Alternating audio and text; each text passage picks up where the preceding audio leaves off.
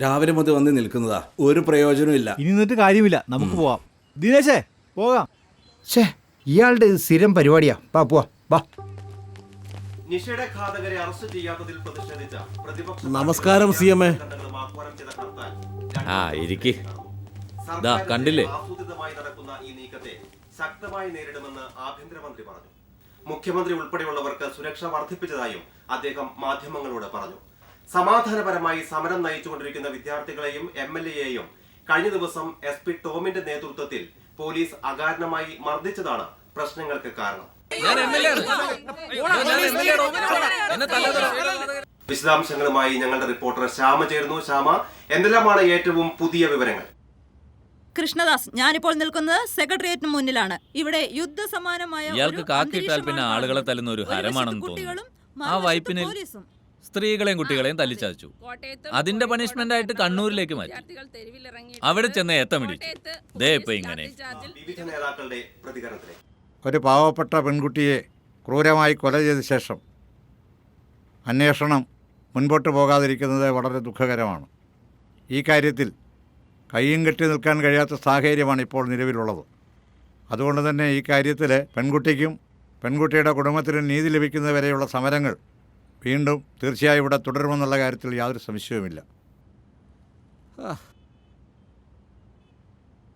ഓ മുളുത്തി, ഒരു പാവപ്പെട്ട പെൺകുട്ടിയെ കൊന്ന് കമ്പി കുത്തിക്കയറ്റി. ഇപ്പോൾ അന്വേഷണമില്ലാത്രേ. 1, 2, 3 വെച്ച് ഇവനൊക്കെ പുറത്താക്കണം. സത്യത്തിൽ ഇടതു വലത് പ്രസ്ഥാനങ്ങളുടെ ഇരട്ടത്താപ്പാണ് ഇപ്പോൾ നടക്കുന്നത്. ഞങ്ങളിവിടെ അക്കൗണ്ട് തുറന്നിരുന്നുവെങ്കിൽ ഇന്നേ ഈ കേസുകളൊക്കെ തെളിയുമായിരുന്നു. അതുകൊണ്ട് ഞങ്ങൾക്ക് അവസരം തരിക എന്ന് മാത്രമേ എനിക്ക് പറയാനുള്ളൂ. ഒരു പാവപ്പെട്ട പെണ്ണിനെ അവിടെ ഇവിടെയും കമ്പി കുത്തിക്കയറ്റി കൊന്നിട്ട് നടപടി സ്വീകരിക്കാനാണേലും തെളിവെടുക്കാനാണേലും ഇവിടെ പോലീസും ഇല്ല, മന്ത്രിമാരുമില്ല. മുഖ്യമന്ത്രി ആണെങ്കിൽ ഉവാവു ആണെന്ന് പറഞ്ഞ് കുത്തിയിരിക്കുക. ഞാൻ വ്യക്തമായ തെളിവ് ഹാജരാക്കാം. പ്രതിയെ അറസ്റ്റ് ചെയ്യുമോ? മനസ്സിലായില്ലേ? ഇതിനുള്ള തെളിവുകൾ എൻ്റെ കൈവശമുണ്ട്. മുഖ്യമന്ത്രിയെ ഞാൻ വെല്ലുവിളിക്കുകയാണ്. നരേന്ദ്ര, DYSP എനിക്കിട്ട് പണി തന്നു. ട്രാൻസ്ഫറാ. ഏതായാലും താൻ രക്ഷപ്പെട്ടു. പുതിയ ഓഫീസർ കേസ് ഏറ്റെടുത്തിട്ടുണ്ട്. അദ്ദേഹം നല്ലവനാ. ആ എന്നാ ശരി, പോട്ടെ. നിലമ്പൂർക്ക് എത്തണം.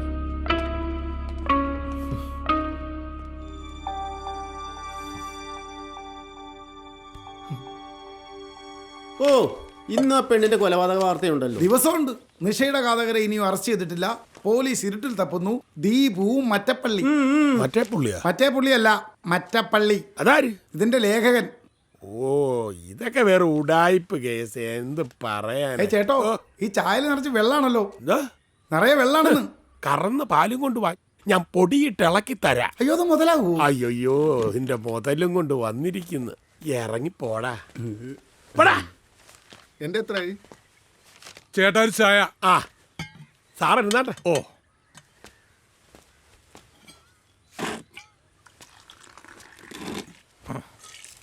അല്പം കടുപ്പം കൂടിക്കോട്ടെ. അങ്ങനെ ആയിക്കോട്ടെ. ഇവിടെ ആകപ്പാടെ ഒരു സൈസ് ചായ കിട്ടുള്ളൂ. ഊളച്ചായ. ഊളച്ചായയുടെ പൈസ അവിടെ വേടാ. ദയിരിക്കണം.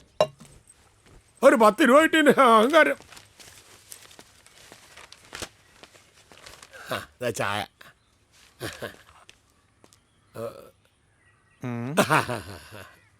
സാറിവിടെ പുതിയതാണല്ലേ? ആണല്ലോ. എന്താ? അല്ല, ഒന്നുമില്ല, കണ്ടിട്ടില്ല, അതുകൊണ്ട് ചോദിച്ചതാ. ഇപ്പൊ പത്രത്തിൽ മുഴുവൻ കൊലപാതകവും ആക്രമണമാണല്ലോ. എന്റെ സാറേ, ഇതെല്ലാം ഉടായിപ്പല്ലേ. ഉടായിപ്പോ? ഇത് എന്റെ ഇരട്ടപ്പേരാ സാറേ, ഉടായിപ്പം. പോടാ വരപ്പട്ടി. ഇപ്പൊ പിന്നെ പത്രത്തിലും TV-യിലും ഒക്കെ വരുന്ന വാർത്തയെല്ലാം വെറും ഉടായിപ്പല്ലേ. ഇതൊക്കെ ഉണ്ടാക്കി വിടാൻ കുറെ ഉടായിപ്പുകൾ. ഇവന്മാരെയൊക്കെയാണ് ആദ്യം തല്ലേണ്ടത്.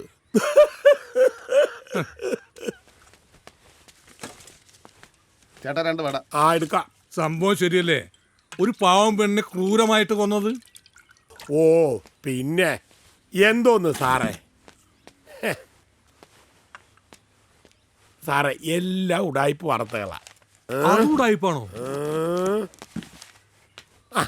എൻ്റെ സാറേ, ഈ പറയുന്ന ബാലനെ എനിക്ക് നന്നായിട്ട് അറിയാം. ഒരു ഉറുമ്പിനെ പോലും നോവിക്കാത്തവൻ. ഈ കൊച്ച് കണ്ണും കൈയും കാലും ഒക്കെ കാണിച്ച് കറക്കിയെടുത്തല്ലേ. അവനെ എന്നിട്ട് ഗൾഫിലും പറഞ്ഞു വിട്ട്. ഓ അങ്ങനെയൊക്കെ ഉണ്ടായോ? ആ അവൻ അവിടെ കിടന്ന് രോഗം പിടിപ്പിച്ച് ഇവിടെ വന്നപ്പാ ഇവക്ക് അവനെ വേണ്ട. ഓ അങ്ങനെയാണെങ്കിൽ കൂടായിപ്പാ. ഞാനാ? അല്ല അവള്. ആ പിന്നെ സാറേ, ഈ സംഭവം നടന്നു എന്ന് പറയുന്ന ദിവസം ഇവിടെ ഒരു കതറുകാരൻ വന്നായിരുന്നു. അയാൾ കുറെ നേരം ഇവിടെ ഉണ്ടായിരുന്നു.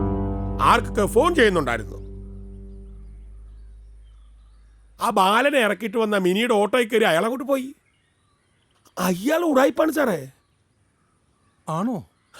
പിന്നെ അല്ലാതെ സാറേ, ഈ ചത്ത പെണ്ണിന്റെ അപ്പനായിട്ടുള്ള രാഘവൻ അയാളല്ല ഈ പെണ്ണിന്റെ തന്ത. ഇതൊക്കെയാണ് അയാൾ എന്നോട് ചോദിച്ചത്. അതാ ഞാൻ പറഞ്ഞത് ഇതൊക്കെ മൊത്തത്തിലൊരു ഉടായിപ്പ് പരിപാടിയാണെന്ന്. കൊള്ളാലോ. ഓഹോ. അല്ല സാറിന്റെ പേരെങ്ങനെയായിരുന്നു? ദീപ് മറ്റപ്പള്ളി. ആ എന്നാ പരിപാടി? ഞാനൊരു ഉടായിപ്പാണ്. ഉടായിപ്പാ? അതേന്നേ, തന്റെ ഭാഷയിലുള്ള ഉടായിപ്പ് തന്നെ പത്രപ്രവർത്തനം.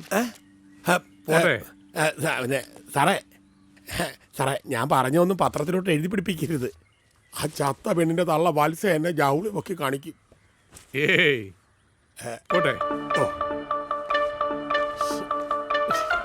വേണ്ടായിരുന്നു. എന്റെ മോളൊരു പാവമായിരുന്നു സാറേ. അപ്പൊ ബാലനോ? ഓ അവനൊരു മണ്ടനായിരുന്നു. ഓ ഞാൻ അറിഞ്ഞത് അവര് തമ്മിൽ വലിയ സ്നേഹത്തിലായിരുന്നു എന്നാണല്ലോ. നല്ല സ്നേഹത്തിലായിരുന്നു. അതാണല്ലോ അവൻ എന്റെ മോളെ. നിങ്ങൾക്ക് ഉറപ്പാണോ അവനാണത് ചെയ്തതെന്ന്? അവനല്ലാതെ ആര് ചെയ്യാനാ സാറേ? ഹു, ഗൾഫിൽ നിന്ന് വന്നിട്ട് അവൻ ഈ വീട്ടിലുണ്ടാക്കിയ ഒരു പുകില്.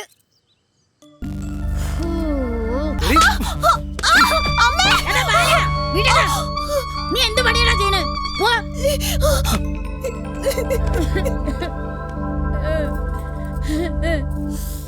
അത്രയ്ക്ക് ദുഷ്ടനായിരുന്നു സാറേ അവന്. ദുഷ്ടനായതുകൊണ്ടായിരിക്കാം സ്ഥലം വീട് എല്ലാം. എന്തായാലും ശരി, നമുക്ക് വീണ്ടും കാണാം. അല്ല സാറേ, എന്നാ ഇത് പത്രത്തിൽ വരിക? അടുത്ത് തന്നെ പത്രത്തിൽ വരും. എല്ലാത്തിനും ഒരു നല്ല സമയം നോക്കണമല്ലോ. അടുത്ത തവണ വരുമ്പോ ഞാൻ ഫോട്ടോഗ്രാഫറെയും കൊണ്ടുവരാം. നമുക്ക് ചേച്ചിയുടെ കുറേ നല്ല ഫോട്ടോ എടുക്കണം. ഒന്ന് ഒരുങ്ങിക്കണം. അതെ, ഞാൻ ഈ ബ്യൂട്ടീഷ്യനിലൊന്നും പോവാറില്ല. എന്നാലും ഈ കുടുംബ പാരമ്പര്യമായിട്ട് കിട്ടിയ വർക്കത്ത് അതുകൊണ്ട് എപ്പോ വേണേലും ഫോട്ടോ എടുക്കാം. എന്നാലേ ഞാനൊരു ബ്യൂട്ടീഷ്യനായിട്ട് വരാം. ശരി സാറേ.